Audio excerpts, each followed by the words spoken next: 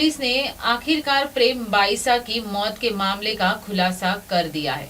Jodhpur police commissioner Om Prakash ने बताया कि प्रेम बाईसा की मौत अस्थमा के अटैक और उसके बाद कार्डियक अरेस्ट के कारण हुई। पुलिस ने शनिवार को पुष्टि की साध्वी प्रेम बाईसा की मौत हार्ट अटैक और फेफड़ों से जुड़ी गंभीर बीमारियों के कारण हुई।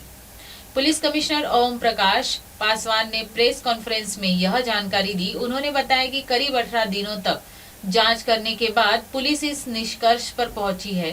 सामने आई पोस्टमार्टम और एफएसएल की रिपोर्ट के सामने आया कि धार्मिक कथावाचक अस्थमा और फेफड़ों की अन्य समस्याओं से पीड़ित थी। अस्थमा की वजह से उन्हें कार्डियक अरेस्ट हुआ। पुलिस ने कहा कि सभी मेडिकल रिपोर्ट की जांच और डॉक्टरों के चर्चा के बाद मामले में किसी तरह की साजिश या संदिग्ध बात सामने नहीं आई है।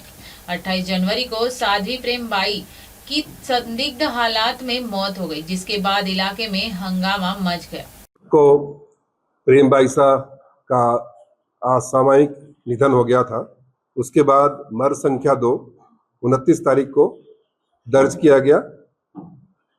बॉडी का बोर्ड से पोस्टमार्टम कराया गया और पोस्टमार्टम के उपरांत बोर्ड ने यह उचित समझा कि एफएसएल और हिस्टोपैथोलॉजिकल रिपोर्ट आने के बाद ही ये मृत्यु का कारण बता पाएंगे।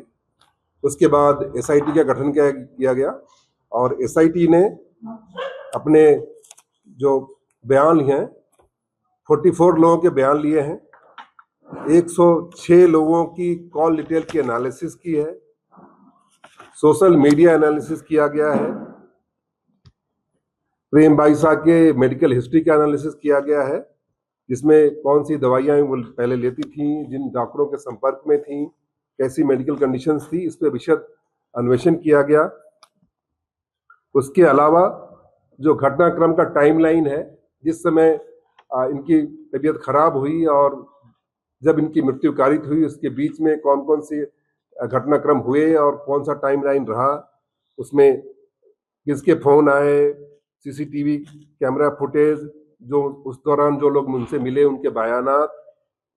इसके अलावा क्योंकि यहाँ पर इंजेक्शन से रिलेटेड भी इश्यूज आए, जिस दवाई का प्रयोग किया गया, इस संबंध में ड्रग कंट्रोलर से भी मंतव्य लिया गया।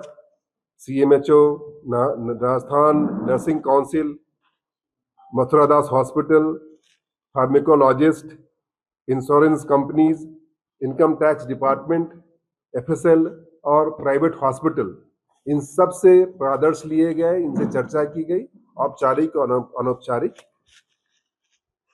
इनके संबंध में 2 प्रकरण दर्ज थे, उसकी पृष्ठभूमि के संबंध में विशद अन्वेषण किया गया। इनके गांव में भी कुछ लोगों के साथ प्रकरण दर्ज हैं, उसके संबंध में भी विशद चर्चा की गई और लोगों से इस संबंध में अन्वेषण किया गया और वेरीफाई किया गया कि उनके बैकग्राउंड क्या थे। उसके बाद 12 तारीख को हमें एफएसएल और हिस्टोपैथोलॉजिकल रिपोर्ट प्राप्त हुई। उसके बाद हमने जो हमारी मेडिकल बोर्ड है उसको एफएसएल और पैथोलॉजिकल रिपोर्ट भेजी। उसमें कॉज ऑफ डेथ आया due to shock as a result of cardiopulmonary arrest due to pulmonary pathology, और उसमें उन्होंने लिखा हुआ है अस्थमा ऑब्लिक सीओपीडी। तो मैं बताऊं, जो कॉज ऑफ डेथ उन्होंने बताया है कि इनको फेफड़े से संबंधित कोई बीमारी थी और उस कारण से कार्डिक अरेस्ट आया, पल्मोनरी अरेस्ट आया और उस कारण से शॉक जनरेट हुआ और उनकी मृत्यु हुई। इस संबंध में जो रिपोर्ट आई है, हमारे कुछ क्वेरीज थे जो मेडिसिन लगाए गए हैं, उस संबंध में हमने फिर से बोर्ड से रिपोर्ट मांगी है और जैसी बोर्ड से रिपोर्ट आएगी उसके बाद हम फाइनल निर्णय लेंगे। परंतु मैं आपको बता दूं, इस दौरान जिन जिन लोगों के बयान लिए गए, जो तथ्य संग्रहित किए गए, जो साइंटिफिक अन्वेषण किया गया, उसमें यह तथ्य बहुत ही क्लियर कट आया कि इसमें पॉइजन नहीं पाया गया है, बॉडी में कोई सेक्सुअल ऑफेंस करना नहीं पाया गया है और कोई ऐसी एक्सटर्नल इंजरी या इंटरनल इंजरी नहीं पाई गई है। एक तथ्य सामने आया कि जो इंजेक्शन दिया गया है देवी सिंह जो कंपाउंडर है उनके द्वारा, तो उसमें ड्रग रूल की अवहेलना पाई गई, क्योंकि जो मेडिसिन दिए गए थे वो शेड्यूल एच में आते हैं और उसको एक प्रिस्क्राइब्ड मेडिकल प्रेडिक्शनर ही दे सकता है, जो कि शेड्यूल्ड ड्रग है। नेशनल मेडिकल कमीशन एक्ट 2019 की भी अवहेलना पाई गई, चूंकि वो रजिस्टर्ड प्रैक्टिशनर नहीं थे। इसके अलावा national nursing and midwifery commission act 2023 की भी अवहेलना है, चूंकि ये नर्सिंग का कोर्स कर चुके थे, परंतु इन्होंने जो मेडिसिन एक रजिस्टर्ड डॉक्टर दे सकता है, उन्होंने वो एडमिनिस्टर किया। चूंकि ये पहले भी उनके यहाँ इलाज के लिए जाते थे, जैसा कि तथ्यों में आया है और एनिमेशन में भी आया है। इनके नॉलेज में था कि किन मेडिकल कंडीशंस में वो गुजर रही हैं। इसके बावजूद भी उन्होंने जो सेट नॉर्म्स हैं उनकी अवहेलना की, तो प्रथम दृष्टया उपेक्षापूर्ण कृत्य करना कंपाउंडर के द्वारा पाया गया है।